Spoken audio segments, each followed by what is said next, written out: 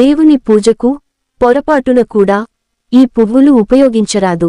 వీటిని పూజకు ఉపయోగిస్తే లేనిపోని కష్టాలు కొని తెచ్చుకున్నట్లే. భగవంతుని ఆరాధించే సమయంలో పూలకు ఒక ప్రత్యేక స్థానం ఉంది. భక్తిపూర్వకంగా స్వామి అమ్మవార్ల పాదాల వద్ద ఉంచిన పూలను తీసుకుని కళ్లకు అద్దుకుంటారు. అయితే కొన్ని పూలు పూజకు పనికిరావు.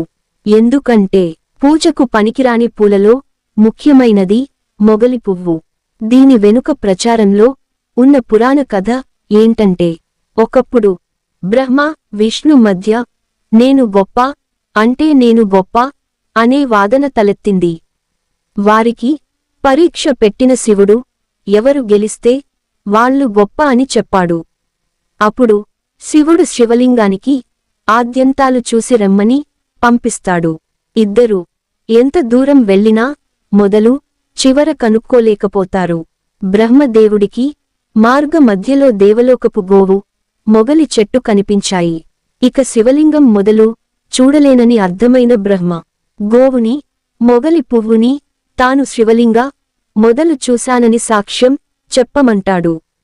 ఇంతలో వెనక్కు తిరిగి వచ్చిన విష్ణుమూర్తి తాను శివలింగం చివర కనుక్కోలేకపోయానని చెప్పడంతో బ్రహ్మనే విజేతగా ప్రకటిస్తాడు శివుడు. ఇంతలో గోవు మొగలి పువ్వు అబద్ధం చెప్పాయని ఆకాశవాణి పలుకుతుంది.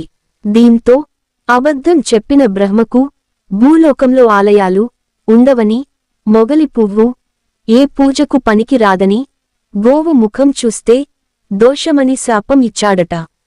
అందుకే గోవు వెనుక భాగానికే పూజ చేస్తుంటాం. మొగలి పువ్వు మామూలు పూలలా సున్నితంగా ఉండదు. అతి ఎక్కువ వాసన వస్తూ ఉంటుంది. కాని ఆహ్లాదాన్ని, అనుకూల శక్తిని ఇవ్వదు. ముఖ్యంగా ఈ పూలు ఉన్నచోట పాములు తిరుగుతుంటాయి. వాటికి ఉండే కోర్కెలు, కోపం, పగ ఇలాంటివన్నీ మానవుల్లో కలుగుతాయని, అందుకే మొగలిపూలు పూజకు పనికిరావని చెబుతారు.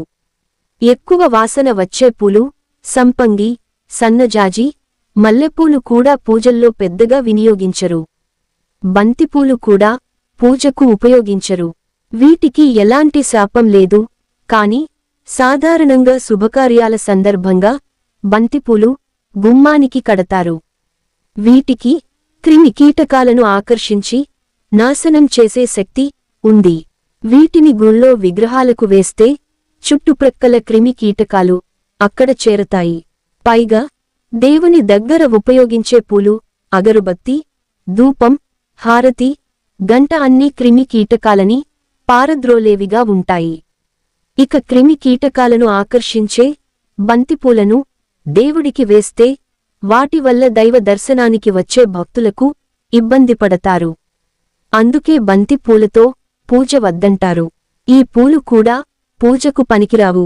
క్రింద పడిన పూలు, వాసన చూసిన పూలు, కడిగిన పూలు, ఎడమ చేత్తో కోసిన పూలు, వాడిన పూలు పూజకు వినియోగించరాదు. పూజ చేసేటప్పుడు మధ్యవేలు, ఉంగరపు వేలుతో పువ్వులను సమర్పించాలి. పువ్వులు క్రింది ముఖంగా ఉండకుండా చూసుకోవాలి. బిల్వ దళాలు, తులసి దళాలకు ఈ నియమాలు వర్తించవు.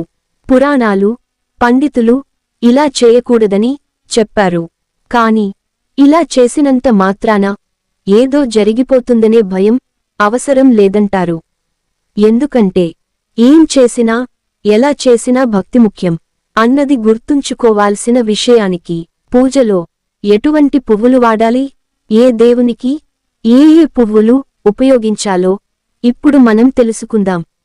పువ్వులు దేవునికి సమర్పించినప్పుడు మంచి పుష్పములను, వడిలిపోకుండా ఉన్నవాటిని, రేకులు రాలిపోకుండా ఉన్నవాటిని, మంచి ఆకారంలో ఉన్న పుష్పములను ఉపయోగించాలి.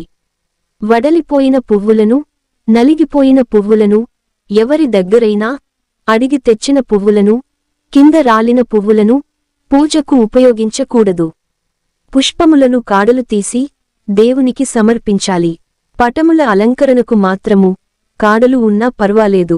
కొంతమంది పువ్వుల రేకులను ఊడతీసి అక్షింతలను కలిపి సమర్పిస్తూ ఉంటారు. కాని అలా ఎట్టి పరిస్థితుల్లోనూ చేయకూడదు. పువ్వుల నుండి విడదీసిన రెక్కలను దీపం యొక్క అలంకరణకు ఉపయోగించవచ్చు. గులాబీలను ఉపయోగించినప్పుడు ముళ్ళు ఉన్న కాడలను జాగ్రత్తగా తుంపి ఉపయోగించాలి. ఈరోజు ఉదయము పూజలో ఉపయోగించిన పువ్వులను సాయంత్రము పూజా సమయంలో తీయవలసిన అవసరం లేదు. మరుసటి రోజు సూర్యోదయమునకు ముందే ఆ వాడిన పువ్వులను తీసి కొత్త పువ్వులను పెట్టి భగవంతునికి దీపారాధన చేయాలి. ఇప్పుడు ఏ దేవునికి ఎటువంటి పుష్పములను సమర్పించాలో తెలుసుకుందాం. లలితా పరమేశ్వరి దేవికి చంపక, కుంద, కేసర, శిరీష పుష్పం అంటే చాలా ఇష్టం అని తెలియజేయబడింది. అమ్మవారు కదంబ వనములో సంచరిస్తూ కదంబ పుష్పాలను తన శిరోజాలకు అలంకరించుకుంటారు అని పురాణాలలో చెప్పబడింది.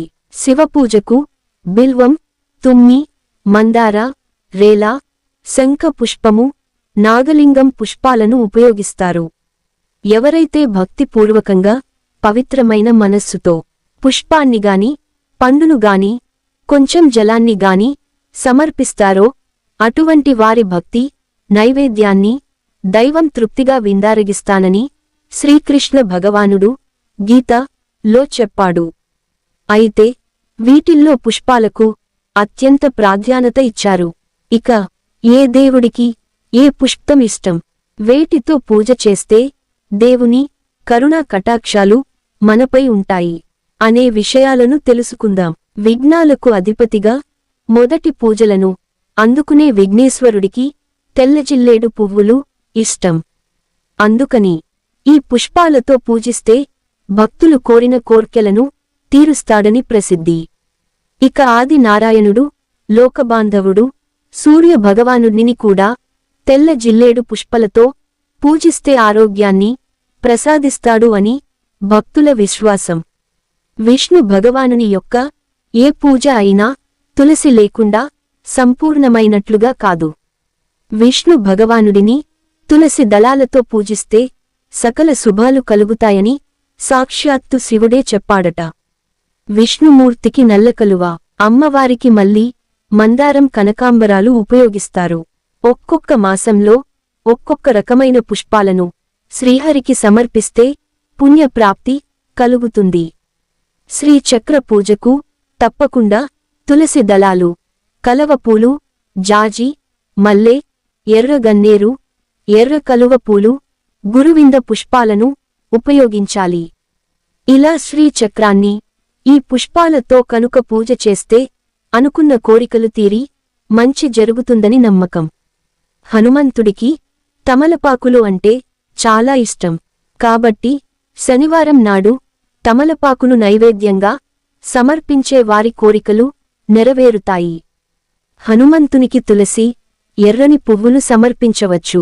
చైత్ర మాసములో కమలాలు, జాజులు, సంపంగి పువ్వులు, బిల్వపత్రాలు, ఆషాఢమాసములో కమలాలు, కదంబ పుష్పాలు, శ్రావణ మాసంలో అవిసెపూలు, దుర్వారాలు, భాద్రపద మాసంలో సంపెంగలు, మల్లెలు, సింధూరాలు, ఆశ్వయుజ మాసములో మల్లెలు, తీగ మల్లెలను, కార్తీకంలో కమలాలు, సంపంగి పుష్పాలను, మార్గశిర మాసంలో బకుల పుష్పాలు, పుష్యమాసంలో తులసి, మాఘ, పాల్గుణ మాసములలో అన్ని రకాల పుష్పాలను శ్రీహరికి సమర్పించి పూజ చేయడం వలన పుణ్యప్రాప్తి కలుగుతుంది. సాధారణముగా చెట్టు నుంచి కోసిన పుష్పాలను జలంతో కడిగి పువ్వులను పూజకు ఉపయోగిస్తాము. కాని కొన్ని పుష్పములను కోసిన తర్వాత కొన్ని రోజుల వరకు నిల్వ ఉన్న కూడా పూజలో ఉపయోగించవచ్చును. కలువ పువ్వులను 5 రోజుల వరకు, కమలాలను 11 రోజుల వరకు నిల్వ ఉన్న కూడా పూజకు ఉపయోగించవచ్చు అని భవిష్య పురాణము తెలుపుతున్నది. ఏ భగవంతునికి ఏ పువ్వులను సమర్పించకూడదో తెలుసుకుందాము. శివపూజకు మొగలి పువ్వులు, తీగ మల్లె పువ్వులను, విష్ణు పూజకు ఉమ్మెత్త పువ్వులను, స్త్రీ దేవతలు పూజలకు జిల్లేడు పువ్వులను, పారిజాతాలను, దుర్వారాలను వాడరు. సూర్యుని పూజకు నందివర్ధనాలు, విఘ్నేశ్వరుని పూజకు తులసి దళాలను ఉపయోగించకూడదు. శ్రీహరి పూజకు విప్పపూలు, అశోక పుష్పాలు, గోరింట పుష్పాలు, వేప పువ్వులు, విష్ణుక్రాంత పువ్వులు, వాయిలి పువ్వులు, పెద్ద గన్నేరు పువ్వులు, మందార పువ్వులు, మొగ్గ మల్లెలు, దత్తూర పువ్వులు, అవిసె పువ్వులు, డోమ్మడోలు పువ్వులు ఉపయోగించకూడదు. మీకు గనక ఈ వీడియో నచ్చితే ప్లీజ్ లైక్ చేసి సబ్స్క్రైబ్ చేయండి. ఇంకా మీ ఫ్రెండ్స్ మరియు కుటుంబ సభ్యులకు షేర్ చేయండి. ఇంకా మీ సపోర్ట్ నాకు అందించండి. Thanks for watching.